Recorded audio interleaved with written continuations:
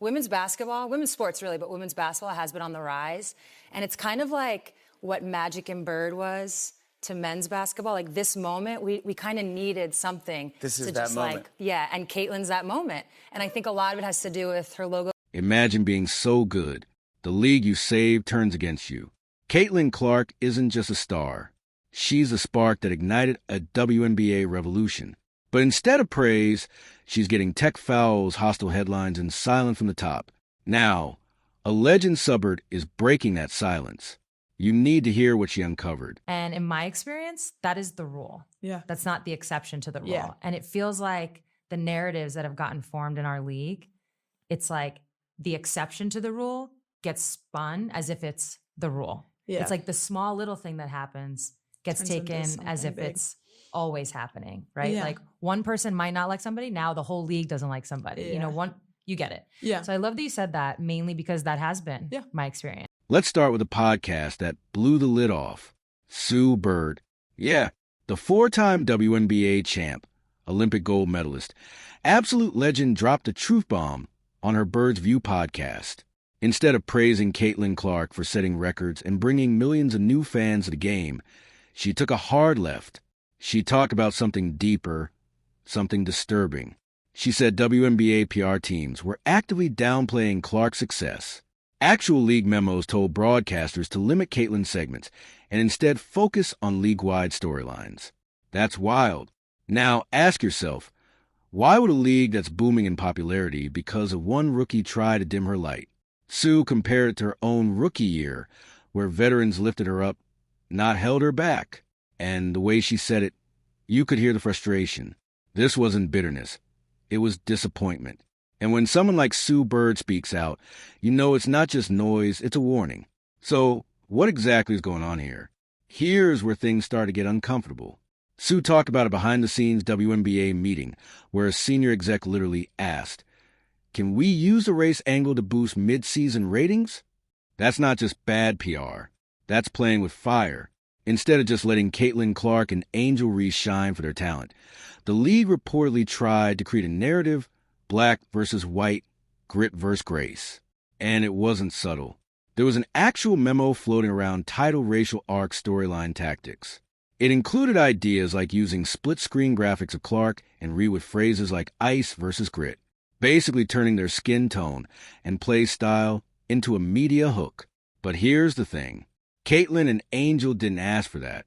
Reese even posted, "I'm here to play basketball, not be a prop in a racial narrative."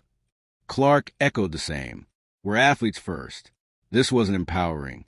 It was exploitation. And you could feel it. Fans got mad. Players got uncomfortable. And the media, they ran with it anyway. So, who actually benefits from this kind of drama? Because it sure as hell wasn't the players. Let's talk about the technical fouls. Caitlin Clark gets called for attack after slapping the backboard in frustration on May 18th. That's it. No screaming, no throwing stuff, just a light tap. Meanwhile, Diana Taurasi literally yelled at a ref, threw her warm-up jacket across the floor, and still didn't get tossed. No tech, just a warning.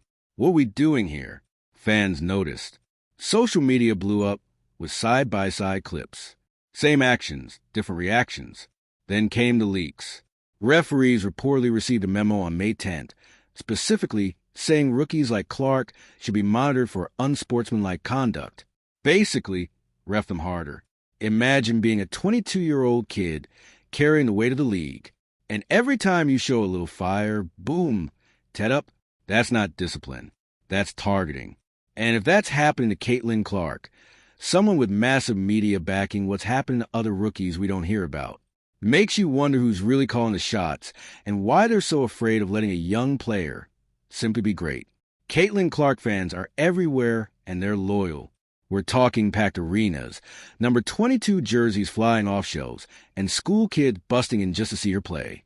She brought in new energy, new faces, new money. And how did the league respond? Instead of saying thank you, they started labeling her supporters toxic. Yeah, some trolls online cross a line, but when does that ever not happen? Rather than addressing racism or hate speech, the WNBA told players to avoid social media. That's not leadership.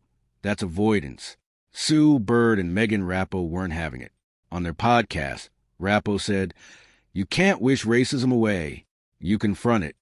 Bird added, "The WNBA has always been about community, so why are we ghosting that community now?" Meanwhile, Clark kept doing her thing, signing autographs, showing up to fans, and never throwing shade. So, here's the question. When did enthusiasm become a threat? Let's talk about money. On April 20th, the WNBA signed a monster 10-year, $2 billion deal with ESPN and Amazon. That's nearly triple their last deal. And you already know why. Caitlin Clark. She's the reason ratings are up 240%. The reason ticket sales jumped 85%. The reason jersey sales hit $25 million in just a few months. She's not just a player. She's a brand, a movement.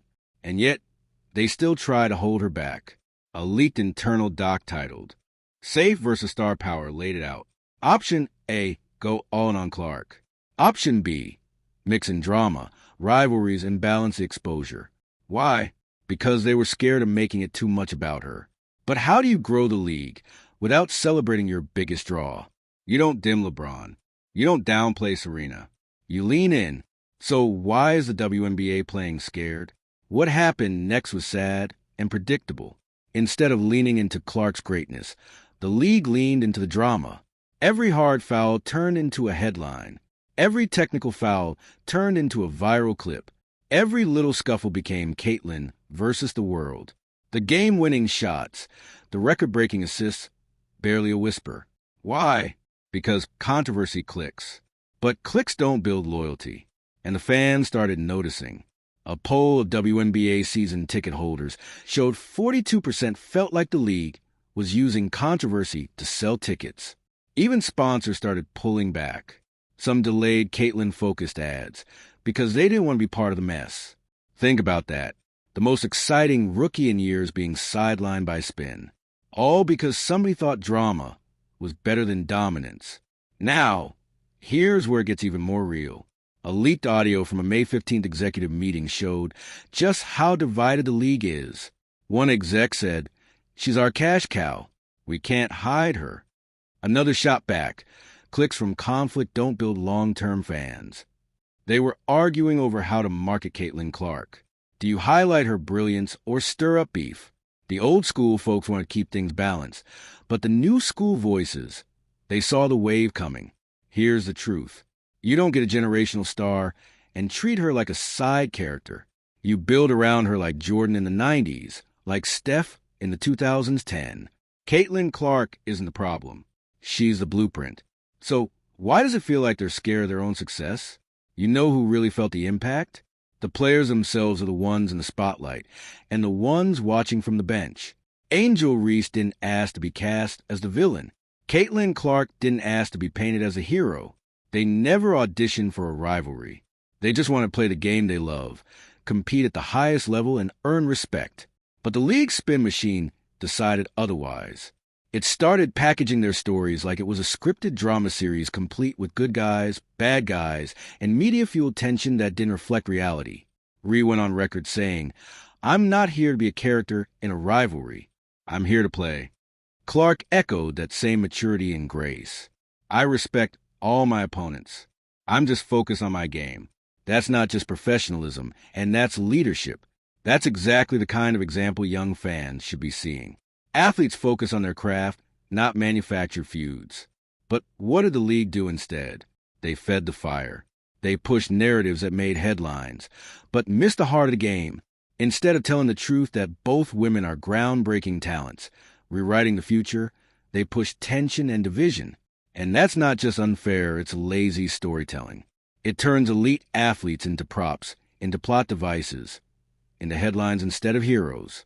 A league that claims to empower women shouldn't be scripting their roles like it's reality TV. It should be lifting them up, celebrating who they are, and what they actually do on the court. Let's bring it full circle. Sue Bird didn't have to say anything. She's retired. She's got her rings. She's got her legacy. She's got nothing to prove to anyone. But when she saw the way Caitlin Clark was being handled, muzzled, criticized, exploited, something clicked. She realized this wasn't just about one player anymore. It was about the direction of the league. It was about who gets to shine, who gets supported, and who gets silenced. Her podcast lit the fuse. She didn't just vent. She dropped facts. She named the issue for what it was. She exposed the memos. She exposed racism. She exposed politics. She exposed the people behind the curtain making the calls and reminded us that silence is complicity. Most of all, she reminded everyone watching what the WNBA was supposed to be about: empowering women, building community, celebrating greatness. Sue's voice wasn't just a personal opinion. It was a lifeline. It gave weight to everything fans have been feeling, but didn't have the proof to shout. Suddenly, the doubts, the whispers, the frustration, it all had validation that Caitlin Clark isn't just good. She's game-changing. And the league, they've been tiptoeing around her brilliance, playing it safe when they should have been building a platform that elevates everyone, because you don't suppress once-in-a-generation talent. You rise with it. So now the question is, what kind of league do we want? One that hides its brightest stars to avoid ruffling feathers, or one that embraces them, lifts them up, and dares to grow? Caitlin Clark isn't asking for special treatment. She's just asking for fairness, to be celebrated for what she does, not who she supposedly represents. It's time for the league to decide. And it's time for us fans, viewers, players, and the media to hold them accountable. Drop a comment, like, share, subscribe, because this moment is bigger than basketball. This is about truth, respect, and making sure the WNBA becomes a league we all know it can.